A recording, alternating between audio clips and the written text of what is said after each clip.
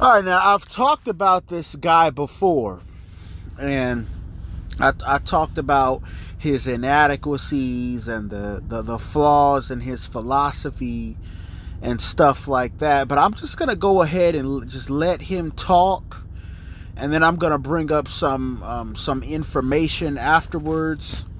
So let's go ahead and let him talk. Or who are Asians. We buy from our own people. We deal with our own people. We only hire our own people. We're not going to hire the black folk in a Chinese restaurant. We're not going to do anything for y'all. We do take care of our own. They said only you black folk. They said we have a code of conduct. You all don't have a code of conduct. You all spend your money with any and everybody, and that's the problem. We spend 96% of every penny we get in our hands. We spend it with people that are not a member of our group or our race. 96 cents out of every dollar goes immediately to people other than black folk. And we got a $1.3 trillion budget that passes through our hand annually. We don't spend it with our black people. We impose poverty on our own people. Do you think people are more concerned about buying black now and supporting black-owned businesses than ever before? I'm sorry, say it again now. Do you think people are more aware about supporting black-owned businesses now than they have been before, though, and buying black? I think so. Yes, I do believe that. But unfortunately, the problem is that we don't have enough black businesses to service them. And I hear a lot of them say, Dr. Anderson, I'm doing what you're saying. We're going to buy black.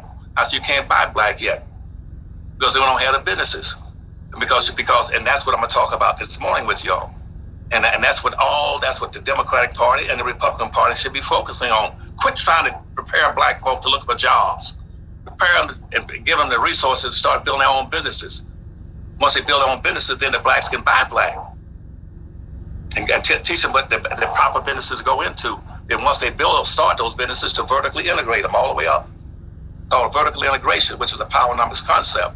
You start producing and manufacturing and distributing all the way relying to retailing in areas that are key to you. Wherever black folk dominate in population and they dominate in spending patterns, those are the businesses you should own and control. Why is this election the most dangerous, Dr. Claude? Like, why should we be out there voting in this election? Because they try to scare us every presidential election. Why this one in particular? Because right now, there are people right now getting ready to totally revise and tear down the infrastructure in this country and build it in another manner. And that means they're going to ignore the obligation they already have to black folk. Period. And see, they've never done anything. No political party, no political candidate in my lifetime and all my studies and as a historical teacher and educator and a forensic historian, I've never seen one instance where a politician, black, white, pink, yellow, green, or polka dot, has ever said, make a commitment that I would, based on quid pro quo, I would do this for black folk. Black folk elect me and put me in office, I would take care of black folk. Never happened. Not even when you had the last black president, Obama. He did absolutely nothing for black folk, which was a total disgrace in my mind. Didn't do anything for black folk. He should have said, black folk put me in this office. They gave me 96% or 98% of that vote twice. And I'm not going to do anything for them. But I am going to take care, he would say in his mind, I'm going to take care of Indians. I'm going to take care of poor people. I'm going to take care of Hispanics coming to the country, Latinos. I'm going to take care of anybody except black folk. That was a disgrace in my mind. That violated his own oath. It violated his commitment to his own people. Yes, you take care of your people first and foremost. Then what's left over, you take care of other people. You don't, in other words, you don't owe everybody everything just because you get elected to a public office. I ran campaigns for presidents, governors, attorney generals. I was a manager. I didn't participate in the campaigns. I was a campaign manager. I said, I'm going to make sure when you get elected to office, you're going to take care of black folk. Have either one of these candidates reached out to you? Any one of their campaigns? Hell yeah, Jared Kushner. He's absolutely right. And he's right. And unfortunately, and I was a Democrat all my life. None of them have ever called me.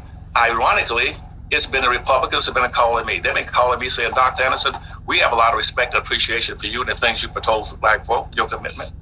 Jared Kushner, he's right. He's been calling for the longest. Keon West been calling me about almost every other week. Kanye. Kanye. And I have never heard from the Democrats. But what I did now, and that's why I'm coming to this point now, I said, now somebody should be doing something for black folk. If everybody keeps screaming black folks are the critical vote, black folk are the critical vote. See, half of that's BS in the first place. That's like an intellectual masturbation contest. We tell black folk how important you are, knowing that black folk are only 13% of the population. Which means that black folk in this country right now outnumbered 10-1 by whites and other immigrants. They don't really need black folks' vote. White folk right now can go to the poll and vote for anything they want anytime they want them. But they want to drag blacks in to put the burden and obligation on black folk to deliver a candidate or to reject a candidate. That's not black folks' responsibility as a permanent, original minority, the oldest minority in the country. That's not their obligation. Native Black American. I'm sorry, say it again. Native Black Americans. That's right, Native Black Americans. But we accept that responsibility. So yes, we go out there. We have to understand that our vote must count. And but you asked me another point, and I'm going to hit that. Then I'm going to try to go back to what I'm going to tell you all about today. Say it again. You asked me a good question. What was it? Oh, I don't.